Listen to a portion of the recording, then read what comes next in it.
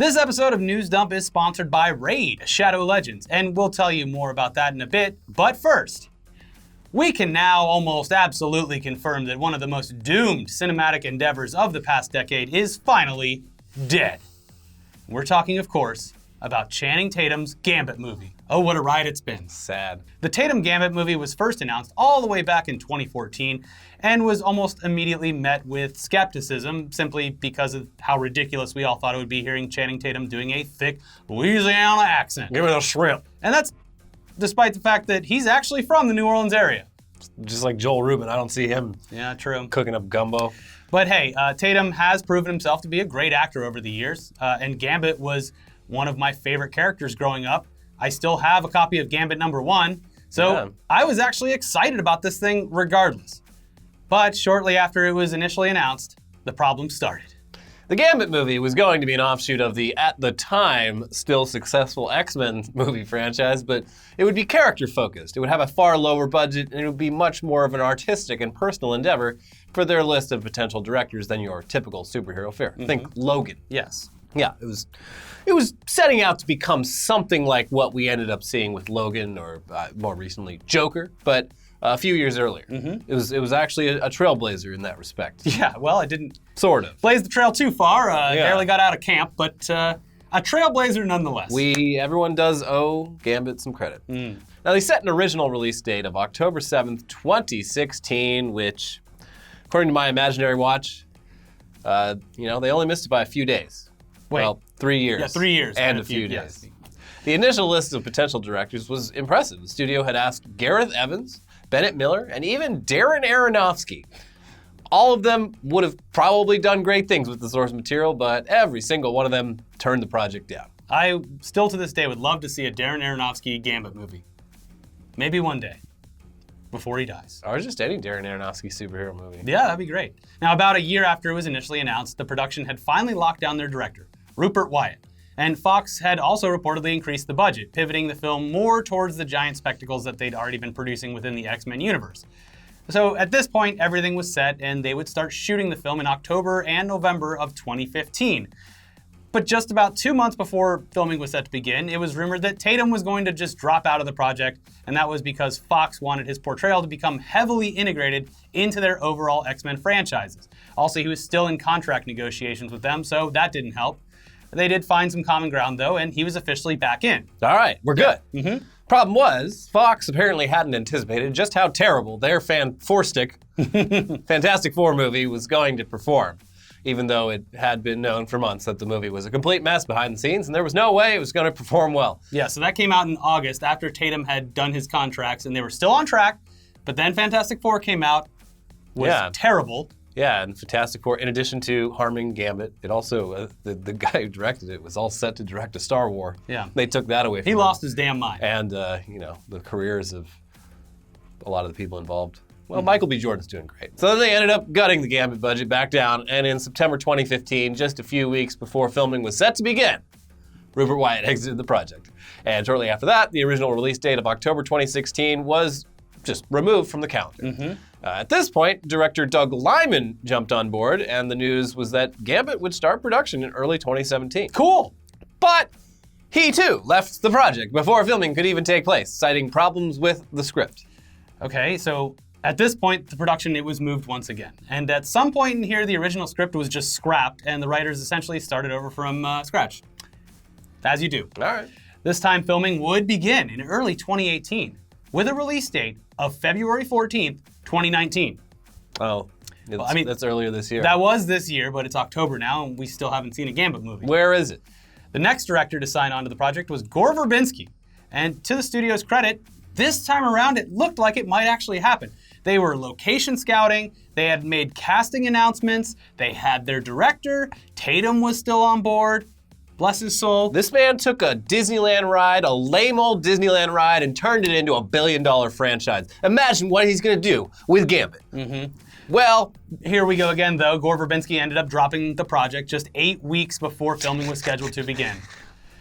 Did Channing Tatum just like piss off a bunch of people in Hollywood and they're like, we're gonna ruin this man's life? I don't think this was Channing Tatum's fault at all. From everything I've read and seen, he seems like a really nice guy. His heart was always in the right place with this, and you kind of get a good sense of that with what happened next. Despite the film having no director at this point, Fox decided, we're just going to move the release date back a little bit to June 7th, 2019. Nope. Yeah, you get the picture at this point. When we check our watches, we still don't have a Gambit movie.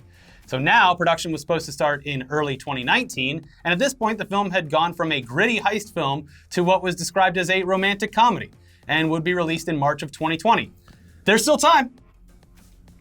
Okay, but in January of this year, 2019, they still didn't have a director. So at this point, Channing Tatum basically just said, fuck it, I'll do it myself. And it was reported that he would be not only starring as the lead in the film, but also directing, and of course producing as well. A true auteur. Again, bless his southern heart. Yeah. You can tell he really, really, really wanted this movie to happen. And he was extremely passionate about the character. So now we're into 2019, and as we all know, the Disney-Fox merger happened, which kind of put all of Fox's superhero properties up in the air. And we're talking like the air right above the trash can. Yeah. They're holding it above the trash can. And in May, Disney took Gambit off their slate of potential films. They dropped it into the trash can. So at that point, it was pretty much dead. But thanks to an interview this week, we have yet another nail in Gambit's coffin, because during an interview with Screen Geek, Doug Liman, the second to last director aside from Tatum, was asked if there were any updates he was aware of regarding Gambit. And he replied, no, because I don't know. I haven't had an update since before the buyout. I think it's done. Which, at this point, his statement is worth as much as anybody else's. He hadn't been attached to the project in a few years, and pre-production was reportedly still happening. Now, the real proof that Gambit is dead is not the character of the movie, was Disney's move from a few months back, where they not only removed Gambit from their schedule, but just all other Fox Marvel movies as well, except for, I think, Deadpool is still in the mix. Yeah, that one's at least a guaranteed moneymaker for now. Now, that's not to say they won't make use of the characters that Fox had the rights to, including Gambit. In fact, they almost certainly will. But there's no way that they're going to work on this particular version of the film in the near future. Why would they? As for Channing Tatum's role in this whole thing, now sure, it's possible that whenever Disney decides to include the character that he might still play it. Might be 70 years old at that point. But it sure as hell isn't going to be an origin story, because Channing Tatum has already aged out of that. And he was pretty adamant about only doing the role for a standalone film and not just becoming a walk-on character in a greater X-Men film. Yeah, I mean, at this point, if they still wanted to do production, he has aged just since it was announced 5 years. And you would assume it would be 3 years probably before Disney was able to put the pepper on it, give it that Disney spice and make it good. De-aging technology is progressing much faster than Gambit. Yeah, you're not wrong about that. If he's truly passionate about this character, he will let Hollywood de-age him. Yeah. Come on. So, the potential Gambit movie that we have all followed for years is now dead. 2019, among everything else, killed this movie. Rest in peace, mon ami. But Disney will definitely bring the X-Men to the big screen someday under Marvel Studios, and those films might include the character, so that's something. It's just not going to become a reality for years, and it won't be what anyone was initially promised, a gritty heist film with Channing Tatum. That sounds cool. It probably would have been okay. I don't really have too much faith in Fox's productions. They did a couple good X-Men. Logan. So there would have been really, really bad X-Men too. Yeah, that's okay. Well, given Disney's track record, at least whatever they do with X-Men will be better than the last couple X-Men movies we got. What I love about Gambit is, I mean, over the years, a lot of people got paid. Yeah. To work on a movie that never ended up happening. Yeah. I would love to, we never will see the numbers, but I mean, a movie that's in pre-production for that long, something like this, or like the Uncharted movie, which I think is still technically in development. Yeah. You're probably spending the equivalent of like a full, moderate, small movie's budget just on like hiring writers when the original ones drop out. Tom Holland is playing the lead in Uncharted now, I believe. So I think it is happening. We'll see. Despite what Nolan North says. Or his dad, Peter North. So it's happening, apparently. Great. Take that. Or Oliver North, their grandpa. Let's all work on it. Yeah. Speaking of movies that we've all witnessed go through, some form of production hell recently, the first images of the character redesign for Sonic the Hedgehog and his movie, they've leaked online. accidentally, whoopsie. And as excited as you probably are to see how drastically different Sonic is, maybe temper your expectations, because here he is.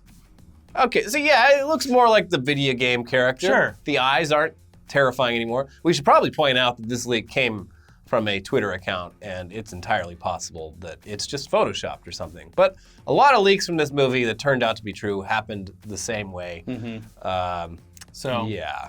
I mean, it wasn't like they were like, oh, geez, let's redesign the entire thing in a traditional sense. They were just like, oh, people want it to look like the video game character. Someone did point out that the Dr. Robotnik in the background doesn't seem to be from a still or a photo that's been released already, which would indicate it might be real. Still, you'd have to hope that they would look like the video game character, especially after the first example that they gave. Now, the other 2 points here, the fact that these are just still images. We haven't seen him talk, and there's currently no word on an updated trailer or when it'll be released. And as we've said before, the design of the character isn't going to be the one thing that makes this movie good. It still might completely suck as a movie, but just with almost a more traditional-looking Sonic. Certainly will not be a good movie. Yeah. Yeah, when I watched the trailer, I was like, the design, it's bad. It's everything else. It's all of it is the rest bad. of the movie trailer doesn't get me excited to see this movie at all. Yeah. Anyway. They're like, we need to pull 2 minutes of half decent footage, and that's what they pulled. Not a good sign. I'll watch the YouTube video of all of Jim Carrey's parts later. Yeah, I'm sure he's great in it. Regardless of all that, you would hope that an updated trailer would come out sometime soon. The release date is February 14th, 2020. So maybe we'll get it during the holiday season. Maybe it'll play right before that World War I movie. The real target audience. Which one? The Sam Mendes gritty historical one or King's Man? No, the Sam Mendes one. Okay. So yeah, get excited for Christmas, kids. You're getting the same Sonic you've had for 25 years. But still, I mean, we're not really interested in this movie, so let's continue. I'm fascinated by it, but I wouldn't say I'm interested. Yeah, it is fascinating. It has my attention. Yeah. Anyways, before we get into the massive casting news regarding the next Batman movie, let's take a quick moment to thank today's sponsor, Raid Shadow Legends. Forget everything you think you know about mobile games, because one of the most ambitious RPG projects of 2019 has just been released. Introducing Raid Shadow Legends. Playing Raid is the most immersive experience that you'll find on a smartphone, comparable to some of the biggest PC and console titles, and it's totally free. Raid has all the features you'd expect from a brand new RPG title, like an amazing storyline, awesome 3D graphics, giant boss fights, PvP battles, and hundreds of champions to collect and customize. Over 10 million players worldwide have already downloaded the game in less than 6 months. And in Raid, you have the ability to personally customize your champions, choosing their artifacts and creating a unique mastery build for each one of them. If you're into RPGs, you'll definitely find something to love with Raid Shadow Legends, whether it's collecting characters, immersing yourself in the deep storyline, or combating against other live players. With over 300,000 reviews, Raid has an almost perfect score on the Play Store. Its player base is constantly growing, and the highly anticipated new Faction Wars feature is now live. You can also get a new daily login reward for the first 90 days in the game. So check out Raid Shadow Legends now. Go to the video description, click on the special links down there, and you will get 50,000 silver and a free Epic Champion as part of the new player program to start your journey. Thank you for sponsoring the show. Now back into the news with a wave of new announcements from the upcoming standalone Batman movie directed by Matt Reeves, and that is scheduled to come out June 25th, 2021. Not yet. Not out yet. That's still a while away. Now, as you're probably aware, this film will apparently focus on a younger Bruce Wayne, and we've heard that it'll deal more heavily with Batman's detective skills rather than being yet another over-the-top blockbuster-style action movie, which sounds good at this point. Something new. So just this past summer, it was announced that Robert Pattinson was confirmed for the role of Batman, which caused some people out there to freak a little bit. But those people obviously haven't heard of or seen anything that Pattinson has starred in since Twilight. So, My only problem is he's not American. Get your own superhero, Brits. fucking Christian Bale isn't. Fuck. But he does a good job pretending. Well, let's hope for the same. Pattinson, he is a good actor. It is a fine choice. People get hung up on the Twilight thing, but hey, The Lighthouse is coming out.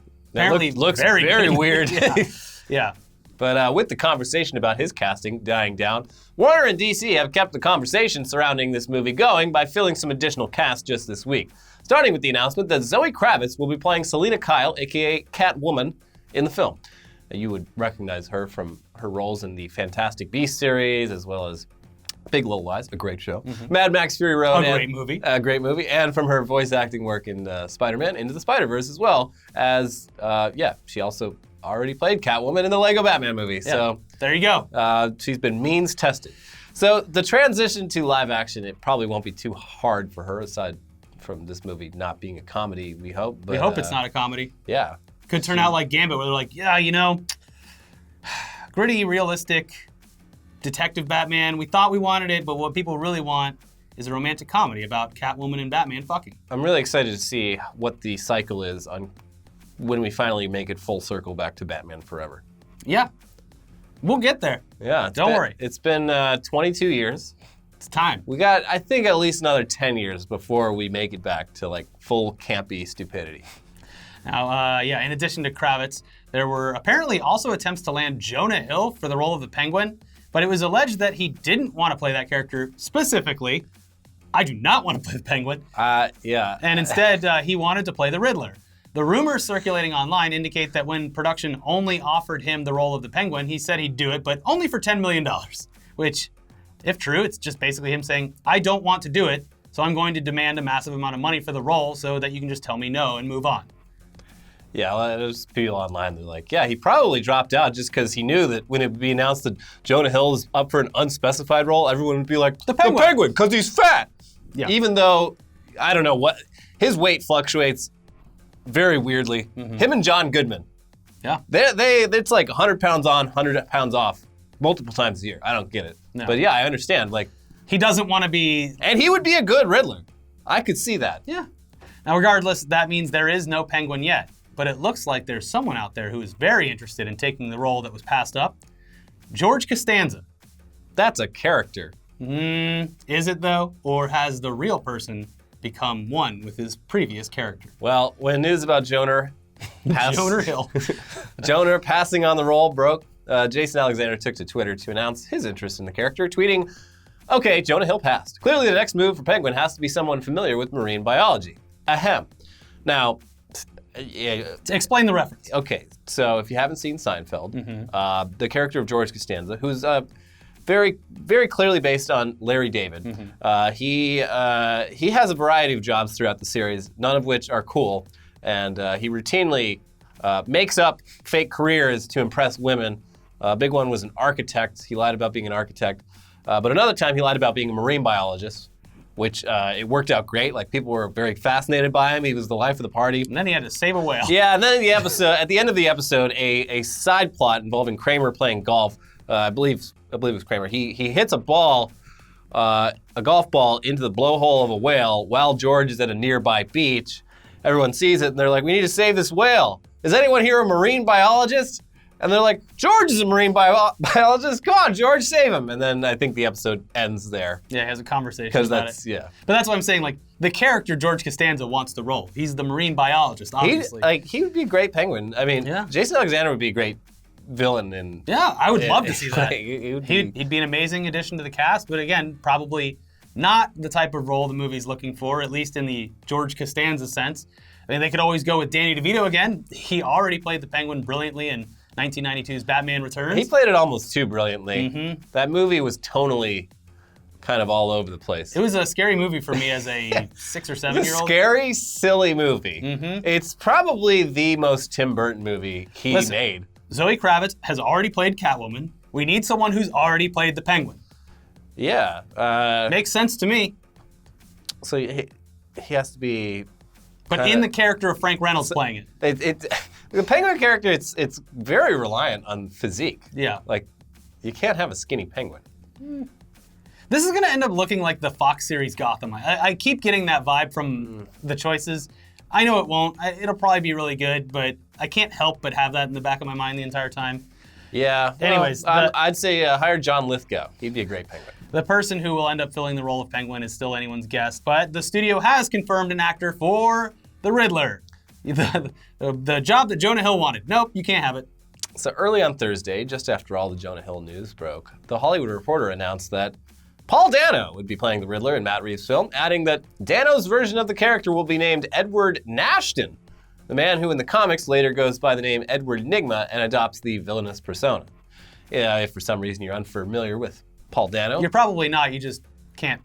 He has kind of, he's kind of laid low for a bit. But yeah, he's a fantastic actor, and you should definitely check out some of his work and stuff like The One with Sunshine, There Will Be Blood, Escape at Dannemora, Looper, and one of our personal favorites, Swiss Army Man. What a great movie. Just rewatch that again, just because. But yeah, There Will Be Blood might be the best example of his acting chops. It's one of the greatest movies of the last 2 decades, and definitely shows how he can be a villainous character, kind of like annoying villain, but like the Riddler would call for. They're casting everyone's young-ish, that they're not young, but young-ish that they're casting. Yeah. So John Lithgow probably out.